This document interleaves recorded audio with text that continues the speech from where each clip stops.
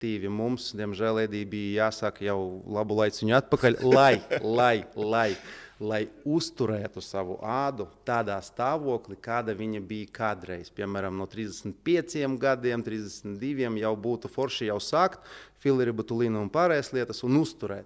Tātad pēc tam mēs jau zaudējam, un lai atjaunotu un uzturētu un padarītu viņu skaistāku, jau nepieciešams krietni vairāk. Bet tas viss ir veselīgi taču, vai ne? Bez šaubām, jā.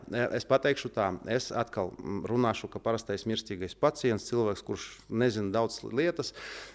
Pirmais, ko es saku darīt, es saku vērot mūsu specialistus, zobārstus un dermatologus tā skaitā. Un es saku skatīties, ko viņi dara, ko viņi nedara, ko viņi izmanto, ko viņi neizmanto. Jā? Un tad zobārstniecība, katram zobārstam ir elektriska zobu birste, dermatologi arī lieto visus devaisus, kā vispār viņi svēti pārliecināti, zinādami visu informāciju par medicīnu, par ādu, anatomiju, zinādami visu to. Viņi to visu jaudīgi izmanto jau gadiem. Daži ārsti mums jau strādā vairāk nekā 12 gadus, un varu pateikt, ka es nevaru pateikt, cik viņam gadi ir.